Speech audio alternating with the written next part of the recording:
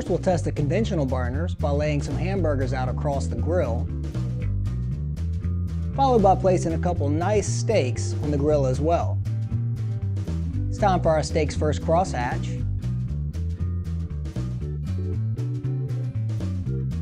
Looking good so far.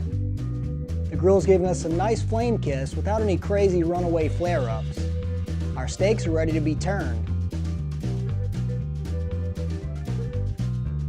Nice. Let's give the hamburgers their first turn so we can see how the blaze is performing with them.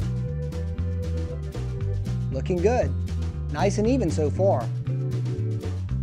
I'll remove the steaks, and we'll come back in a minute for the hamburgers.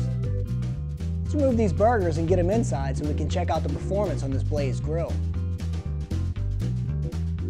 Nice. The Blaze gets high marks for hamburgers.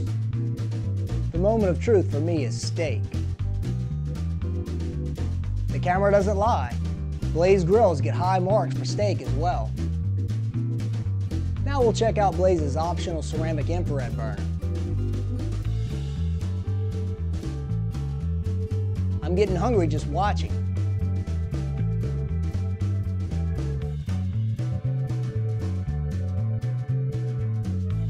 Blaze's optional infrared also gets high marks, but now we'll have to perform the low heat pizza test. This should give us a real feel for Blaze's cooking evenness.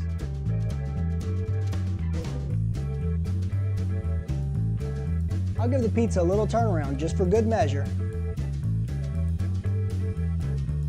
Let's get this pizza inside to see how Blaze did. There you have it. That's a pretty even pizza crust. It appears Blaze Grills gets high marks for performance and evenness.